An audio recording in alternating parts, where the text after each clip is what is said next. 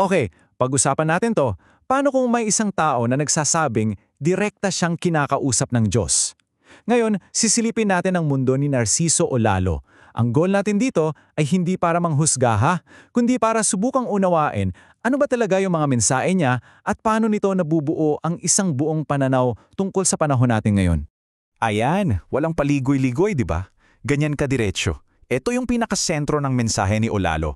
Isang statement na, alam mo yon, agad na naglalatag kung gaano kabigat at ka-urgent yung mga sasabihin niya. Ito yung pundasyon ng lahat.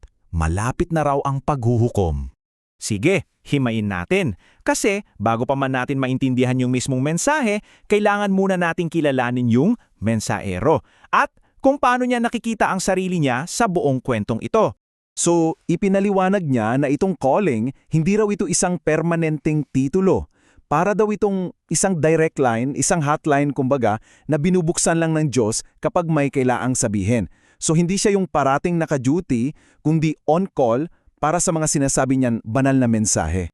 At dito nagiging mas maninaw yung posisyon niya, di ba? Ayaw niya yung titulong propeta. Para sa kanya, isa lang siyang ordinaryong kasangkapan. At sa paggawa nito, dinidistansya niya ang sarili niya mula sa mga pari at pastor na para sa kanya ay mga huwad.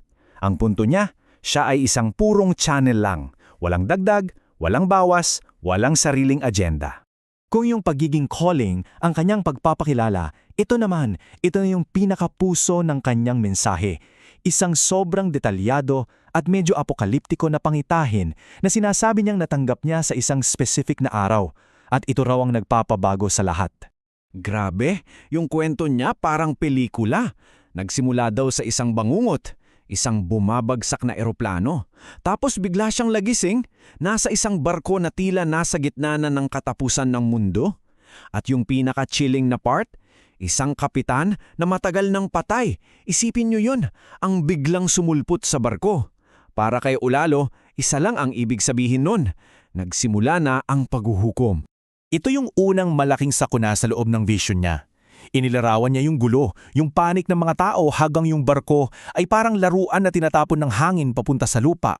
Isang imahe ng kalikasan na wala ng kontrol. At ito yung napaka-importanting punto. Yung pagtalon niya, hindi lang yan basta pisikal na pagtalon, okay? Para sa kanya, isa yang metapora. Ang sabi niya, ibig sabihin ng Diyos dito, kanya-kanya tayo ng kaligtasan. So bawat isa kailangang humanap ng sarili nilang paraan para maligtas. Pero hindi lang to puro metapora at mga simbolo Dito na nagiging mas konkreto yung mga mensahe niya. Dito niya ikinokonekta yung bawat elemento ng vision niya sa mga, alam mo yon, totoong trahedya na nakikita natin sa balita. Ganito niya minumapa yung mga simbolo. Yung pagguho ng gusali sa panaginip, para sa kanya, yan ang mga lindol sa Pilipinas. Yung malakas na hangin at tubig. Para sa kanya, yan yung mga matitinding pagbaha na nangyayari sa buong mundo. Sa pananaw niya, ito yung mga direktang pruweba na yung nakita niya nagkakatotoo na sa mundo natin. Sa mga salitang to, ang punto niya, itong mga trahedyang ito, hindi raw ito biglaan. Matagal na raw itong ipinagpauna. Parte raw ito ng isang mas malaking plano na unti-unting nangyayari. At syempre, paano naman yung pandemya? Well, dito niya ibinahagi ang pananaw niya. Para sa kanya, ang mga restrictions, ang mga bakuna, ay isang paraan ng pagkontrol. Isang pagtag o pagmamarka na nag-aalis daw sa kalayaang bigay ng Diyos sa bawat tao. At mula sa ideya ng kontrol at kalayaan, dito na tayo papunta sa pinakasentro ng kanyang teolohiya, kaligtasan. Kasi para sa kanya, ito ay isang purely personal na responsibilidad. Isang ideya na medyo direktang hinahamon yung mga nakasanayan nating turo ng relihiyon. Ayan, paulit-ulit to kasi ito talaga ang pinakaubod ng mensahe niya. At alam niyo ba kung saan to nanggaling? Sa isang eksena sa vision niya kung saan sinabi sa kanya ng isang bata na namatay na yung nanay nito sa pagbagsak ng eroplano. Para kay Olalo, malinaw ang aral doon. Kahit mag-ina, hindi kayang iligtas ang isa't isa, kanya-kanya tayo. So dito, sobrang linaw ng pagkakaiba. Binibigyang diin niya na walang middleman, walang pare, walang pastor, na may kakayahang iligtas ka. Ang kaligtasan, ayon sa kanya, ay isang direktang transaksyon sa pagitan mo at ng Diyos. At ang basehan, hindi yung dasal ng iba para sa'yo, kundi yung sarili mong mga gawa. So ano nga bang kailangan para maligtas ayon sa kanya? Simple lang daw. 3 bagay. Una, magsisi. Pangalawa, magbago. At dapat makita yang sa gawa. At pangatlo, magkaroon ng tunay at wagas na paniniwala. At lahat ng ito, lahat ng pinag-uusapan natin ay patungo sa iisang konklusyon.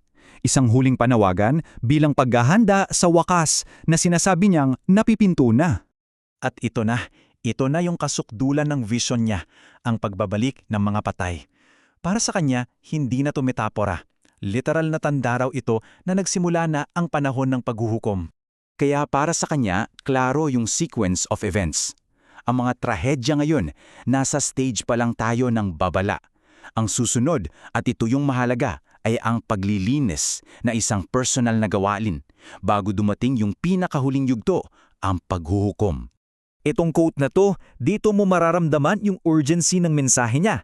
Hindi raw ito isang bagay na pwedeng ipagpaliban, na pwedeng mamaya na. Ang paghahanda dapat daw mangyari ngayon na, bago pa dumating yung tinakdang araw. So pagkatapos ng lahat ng babala, ng mga trahedya, ng mga turo, ano yung pinaka-final na mensahe na iniwan sa kanya? At dyan, nagtatapos ang lahat. Hindi sa isang komplikadong paliwanag, kundi sa isang simple pero napakabigat na utos. Ang lahat ay laging handa. Ano man ang paniwalaan natin, ito ang buod ng mensahe ni Narciso Olalo, isang paalala na sa harap ng mga bagay na hindi natin kontrolado, ang tanging magagawa raw natin ay ang maging handa.